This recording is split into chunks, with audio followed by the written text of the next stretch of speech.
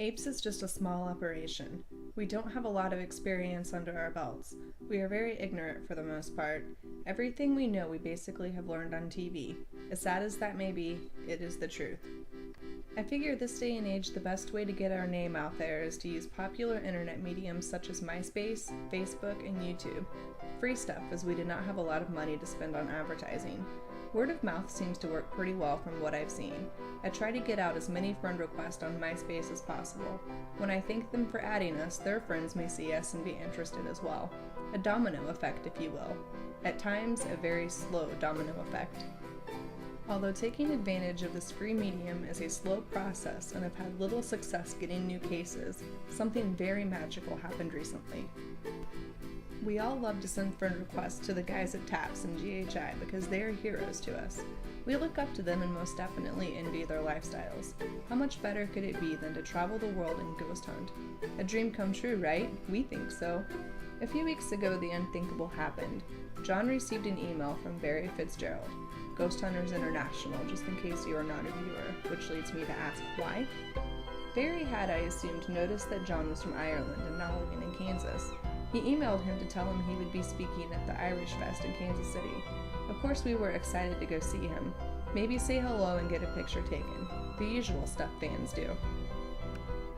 A couple days later, John asked Katie and me in an email if we should invite him to go ghost hunting with us. I emailed him back instantly and said no. Why would a very busy professional ghost hunter want to go ghost hunting with a bunch of hit kids from Kansas? I thought it was very sweet that he had received an email from him, but believed that that was as far as it was going to go. The next day or so, John emails us and informs us that he asked him anyway. I was so furious. We specifically said not to. Then I kept reading on and found out that he was interested. I immediately wanted to throw up. How was this happening? Why us? I informed John that this was his one free pass to totally betray us and we would be happy about it. We decided it would be really fun to keep it a secret from Emily. We knew she was going to totally freak out. I did call her and tell her that I heard Barry was going to be speaking there and we would probably be able to meet him afterwards. She had the initial reaction we had. Oh my god, I can get my picture taken with him. Time began to go very slowly. Every now and then John would forward Katie and me something new that Barry had emailed him. Each time I read one of these, I got the urge to throw up again. I just couldn't get used to the idea. We began to go through a large spectrum of emotions. Feeling nervous. What if he doesn't like us? Feeling stupid. What if we totally geek out on him? Feeling excited. Are we seriously gonna hunt with one of the people we look up to most? Feeling helpless. What if something comes up and he can't go after all? I just kept wanting to throw up. Finally, Friday night, Katie, John, and I were off to Irish Fest to meet him in person. We arrived about an hour before his presentation. The first objective was to find the stage he was going to be at. Luckily, it was right by the entrance we came in. Then we needed drinks like something fierce. We got our drinks, and all the while keeping our eyes peeled for him. Finally, we spotted him, but he was already busy with other fans. We just had to be patient and wait our turn. It felt like an eternity. The second he was free, John ran up to him and introduced himself. Katie and I followed. I'm glad my wine buzz had already kicked in by this point. It was a very brief introduction. His presentation was getting ready to start and he didn't have a lot of time. I made us sit in the second row because I thought the first row made us look too needy. Perfectly logical for someone with a fresh wine buzz. He showed off some of his photography and then started telling amazing stories from Ireland. He was talking about the English coming in and cutting down all these trees, and since I am English and I had a great wine buzz, I kinda cheered. He stopped and said, "Should she even be here?" Every time the English were referenced, he would heckle me. It was amazing. I loved it. We were all just laughing. After his presentation, we stayed seated and let everyone else talk to him first.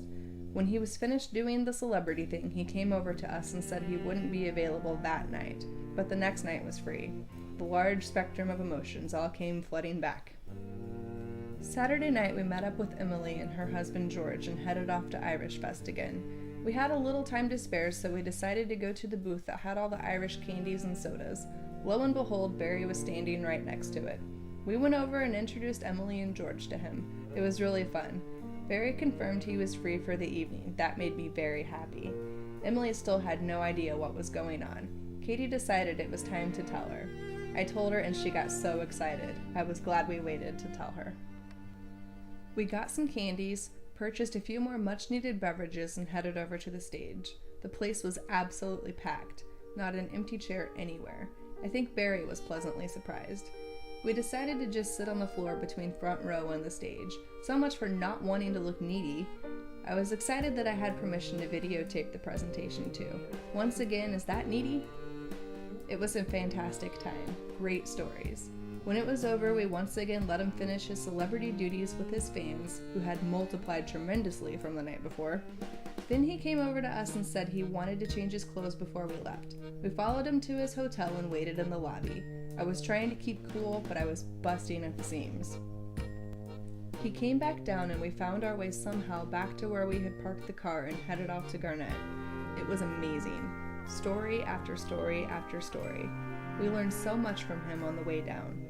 Things about having a low immune system or being anemic and how that affects paranormal activity in you. The spectrums children and animals can see that most adults cannot.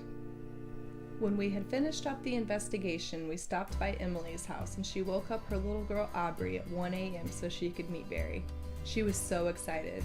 We took some pictures and hung out for a little while. George broke the porch swing with Barry in it. It was nice to sit on a porch together after a long night. It was nearly 2 a.m. by the time we left. We were exhausted. Barry looked drained. I think the evening took quite a bit out of him. Not even his post-investigation magic Irish elixir Guinness could help him recover. The ride back to Kansas City was long and a lot of chatter had ceased. We talked a little, but I think we all enjoyed just the silence together too. We finally got Barry back to his hotel around 3 a.m.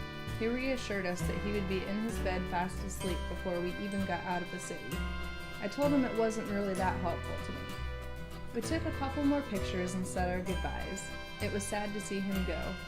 I went from just a silly GHI fan who wanted an autograph to someone who was able to work side by side with him.